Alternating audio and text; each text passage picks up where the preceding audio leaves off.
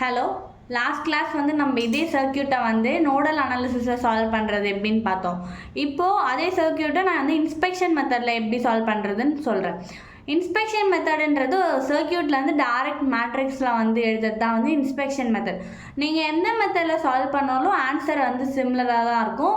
So அதனால் இது ஒரு எக்ஸாம்பிள் ப்ராப்ளமாக நீங்கள் வந்து 2 வீடியோவுமே லைக் லாஸ்ட் வீடியோ நான் அப்லோட் பண்ணியிருக்கேன்ல, அதை கம்பேர் பண்ணினா தெரியும். ஆன்சர் வந்து சேமாக இருக்கும், பட் மெத்தட் தான் வேறு.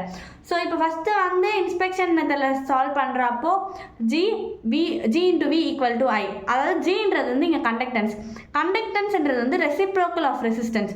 ஸோ வின்றது வோல்டேஜ், ஐன்றது கரண்ட். ஸோ ரெசிப்ரோக்கல் ஆஃப் ரெசிஸ்டன்ஸ்ன்றது என்ன, 1/R. So voltage as it is voltage, current வந்து அப்படியே கரண்ட்டாக தான் இருக்கும். ஸோ எப்பயும் போல் டயக்னல் எலமெண்ட்ஸ் வந்து காமனாக இருக்கும், பாசிட்டிவ். நெக்ஸ்ட்டு சைடில் இருக்க எலமெண்ட்ஸ் எல்லாமே வந்து நெகட்டிவாக இருக்கும். So V1 V2 V3 I11 I22 I33 அது வந்து கரண்ட். ஸோ இப்போ G11 அப்படின்றது என்ன, ரெசிப்ரோக்கல் ஆஃப் ரெசிஸ்டன்ஸ். நோட் 1ல் அட்டாச் ஆகிருக்க எல்லா ரெசிஸ்டருமே ஆட் பண்ணுறது தான் G11. ஸோ G11 எனக்கு வந்து இங்கே V1ல் என்னென்னலாம் ரெசிஸ்டர் அட்டாச் ஆகிருக்கு, 1 ohm ரெசிஸ்டர்ஸ், அப்புறம் 1/2 ohm ரெசிஸ்டன்ஸ். ஓகேவா? ஸோ இதுக்கு ரெசிப்ரோக்கல்னா என்ன, 1/1. ஸோ 1 டிவைடட் பை 1/2னா என்ன, 2ன்னு வரும். ஸோ வந்து 1 டிவைடட் பை 1/2 வரும். நெக்ஸ்ட்டு G12ன்றது நோடு 1க்கும் நோடு 2க்கும் காமனாக இருக்க ரெசிஸ்டன்ஸ். அப்போது இதுதான் வந்து 1/2. ஸோ இது ரெசிப்ரோக்கல் எழுதக்குள்ளே 1/2ன்னு வரும். ஸோ வந்து என்ன சொன்னேன், டயக்னல் எலமெண்ட்ஸ் தவிர இருக்க எல்லா ரிமைனிங் எலமெண்ட்ஸ் எல்லாம் நெகட்டிவில் இருக்கும். நெக்ஸ்ட்டு G13 நோடு 1க்கும் நோடு 3க்குமே எந்த ரெசிஸ்டன்ஸுமே காமனாக இல்லை. ஸோ 0. ஓகேவா?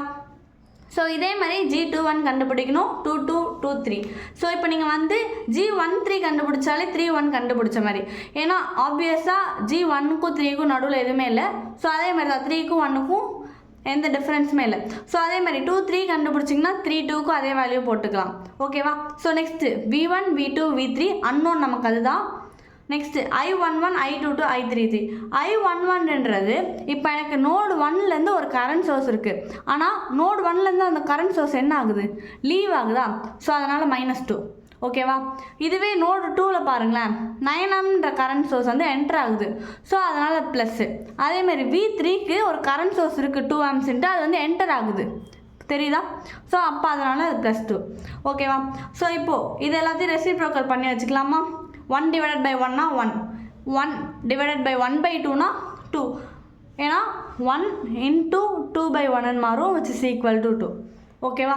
ஸோ அந்த மாதிரி எல்லாமே ரெசிப்ரோக்கல் பண்ணி வச்சுட்டு மேட்ரிக்ஸை வந்து ஆட் பண்ணி வச்சுக்கணும். ஸோ இப்போ நமக்கு வந்து ஒரு சிம்பிளிஃபைடு மேட்ரிக்ஸ் வந்துடுச்சா, V1 இருக்குது, கரண்ட் இருக்குது.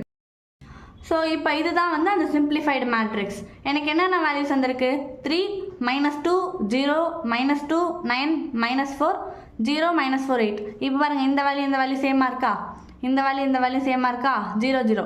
டயக்னல் எலமெண்ட்ஸ் மட்டும்தான் டிஃப்ரெண்ட்டாக இருக்கும். ஓகேவா? ரிமைனிங் டைம்ஸ் எல்லாமே வந்து காமனாக தான் இருக்கும். ஸோ V1 V2 V3 இதுதான் நம்ம கண்டுபிடிக்க போகிறோம். Next current.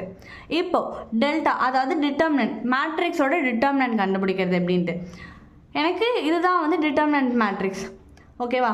del1ன்றது கரண்ட் இருக்குல்ல, இந்த கரண்ட்டை ஃபர்ஸ்ட்டு காலமில் ரீப்ளேஸ் பண்ணோம். ஓகேவா? ஸோ அதே மாதிரி del2ன்றதை அகெயின் இந்த கரண்ட் சோர்ஸை செகண்ட் காலமில் ரீப்ளேஸ் பண்ணுறது. del3 சேம் அதே கரண்ட்டை தேர்டு காலமில் ரீப்ளேஸ் பண்ணுறது. ஓகேவா? ஸோ இப்போ ஃபஸ்ட்டு டிட்டர்மினன்ட் எப்படி கண்டுபிடிக்கிறதுன்னு பார்க்கலாம். ஸோ டிட்டர்மினன்ட்டுக்கு கேல்குலேட்டரில் மோட் ஆப்ஷனில் மேட்ரிக்ஸ்ன்ற மெத்தட். ஓகேவா? ஸோ மேட்ரிக்ஸ் என்ன, 2வா? இப்போது ஷிஃப்ட்டு 4, டைமென்ஷன் 1ஆ, ஏன்ற வேரியபிளில் நான் சேவ் பண்ண போகிறேன். ஸோ 1. இது என்ன cross matrix, 3x3 matrix. 3 rows 3 columns இருக்கா? ஸோ 3 = 3. ஓகேவா?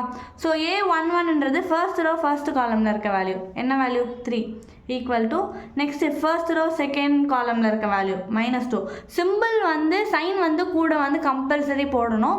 ஸோ நெக்ஸ்ட்டு 0 மென்ஷன் பண்ணணும், = நெக்ஸ்ட் என்ன இருக்குது, -2 = 9 = -4 = 0 = -4 = 8. இப்போ எல்லா வேல்யூஸும் செக் பண்ணிக்கலாமா? A11 12 1 3. Again 2 1 2 2 2 3. Next 3 1 3 2 3 3. இப்போ எல்லா வேலையும் செக் பண்ணிட்டாச்சு, நான் ஏசி கொடுத்துறேன். Next shift 4. ஷிஃப்ட் 4ல் டிட்டர்மினன்ட் கண்டுபிடிக்க போகிறோம். ஓகேவா? ஸோ எதோட டிட்டர்மினன்ட்? மேட்ரிக்ஸோட டிட்டர்மினன்ட் 3. எதில் சேவ் பண்ணோம்? 100 டைமென்ஷனில் 1 ஈக்குவல் டு எனக்கு என்ன வேல்யூ வருது? 136. ஸோ டெல்டாவோட வேல்யூ என்ன? 136. அதே மாதிரி del 1 கண்டுபிடிக்கணும். del 1க்கு என்ன சொன்னேன்? கரண்ட்டை இந்த கரண்ட்ன்ற காலமில் ஃபர்ஸ்ட் காலமில் ரீப்ளேஸ் பண்ணோம். ஓகேவா? ஸோ ஃபர்ஸ்ட் காலமில் ரீப்ளேஸ் பண்ணி இந்த மேட்ரிக்ஸ்க்கான டிட்டர்மினன்ட் இதுக்கு எப்படி ஃபைண்ட் பண்ணணுமோ அதே மாதிரியே ஃபைண்ட் பண்ணணும். நெக்ஸ்ட்டு del 2 கண்டுபிடிக்கணும், del 3 கண்டுபிடிக்கணும். ஸோ இந்த மாதிரி del 1 del 2 del 3 கண்டுபிடிச்சதுக்கு அப்புறமேட்டா தான் வோல்டேஜ் ஃபைண்ட் பண்ண முடியும். So voltage V1 V2 V3 இதானே நமக்கு அன்னோன்னு. ஸோ V1னா del 1 டிவைடட் பை del, V2னா del 2 டிவைடட் பை del, V3னா del 3 டிவைடட் பை del. இப்போ எனக்கு டெல்லுக்கு என்ன வேல்யூ வந்துச்சு? 136. del 1க்கு 48. அப்போ 48 டிவைடட் பை 136 வந்து எனக்கு என்ன வருதுன்னா 0.35 யூனிட் முக்கியம். வோல்டேஜ்ன்றதுனால Bயில் நான் மென்ஷன் பண்ணுறேன். அதே மாதிரி del 2 divided by del, del 2னா என்ன? 208. டெல்லுன்றது 136 எனக்கு அங்கே கண்டுபிடிச்ச வேல்யூ, மேட்ரிக்ஸோட டிட்டர்மினன்ட் கண்டுபிடிச்ச வேல்யூ. ஸோ அப்போ V2 வந்து 1.53. நெக்ஸ்ட்டு V3யும் அதே மாதிரி தான், del 3 divided by del which is equal to 138 divided by 136. அப்போ V3னா 1.015 வோல்ட். ஸோ இப்போ வந்து இன்ஸ்பெக்ஷனல் மெத்தடில் நம்ம சால்வ் பண்ணப்போ V1 V2 V3 கண்டுபிடிச்சிருக்கோமா? அதே மாதிரி என்னோட லாஸ்ட் ப்ராப்ளமில் பார்த்தீங்கன்னா நோடல் அனாலிசிஸ், அதாவது ஈக்குவேஷன் மெத்தடில் அதே சர்க்கியூட்டை நான் சால்வ் பண்ணியிருப்பேன். சேம் V1 V2 V3க்கு இதே ஆன்சர் தான் வந்திருக்கும். ஸோ நம்ம எந்த மெத்தடில் வேணால் போடலாம், ஆனால் ஆன்சர் வந்து சிமிலராக தான் இருக்கும். ஆன்சர்ஸ் வந்து சேஞ்சாக இருந்தால் அப்போ நீங்கள் வந்து ஏதோ ஒரு இடத்துல தப்பு பண்ணியிருக்கீங்கன்னு அர்த்தம். ஸோ நமக்கு மோஸ்ட்டாக இன்ஸ்பெக்ஷன் மெத்தட் தான் 3x3 மேட்ரிக்ஸ்லாம் யூஸ்ஃபுல்லாக இருக்கும். ஏன்னா வந்து ஒரு மேட்ரிக்ஸ்லேருந்து லைக் அதாவது ஒரு ஈக்குவேஷன்லேருந்து சர்க்கியூட்லேருந்து மேட்ரிக்ஸ் கொண்டு வர்றது ரொம்ப ஈஸி. ஆனால் நீங்கள் ஈக்குவேஷனாக அதை கண்டுபிடிக்கணும்னா அதுக்கு வந்து என்டரிங் டெர்மினல் எல்லாமே பார்க்கணும். ஸோ வந்து எது என்டர் ஆகுது எது லீவ் ஆகுது அப்படின்ட்டு. இதுவே மேட்ரிக்ஸ்னால் காமனாக இருக்க ரெசிஸ்டன்ஸ், அப்படி இல்லைனா நோட் 1ல் அட்டாச்சாக இருக்க எல்லா ரெசிஸ்டன்ஸையும் வந்து ரெசிப்ரோக்கல் பண்ணி ஆட் பண்ணி மேட்ரிக்ஸில் V1 V2 V3 அன்னோனாக வச்சுட்டு கரண்ட்டுக்கு என்டர் ஆகுதா லீவ் ஆகுதான்னு பார்த்துட்டு டிட்டர்மினன்ட் கண்டுபிடிச்சிட்டு V1 V2 V3 கண்டுபிடிக்கலாம். அவ்வளோதான். தேங்க்யூ.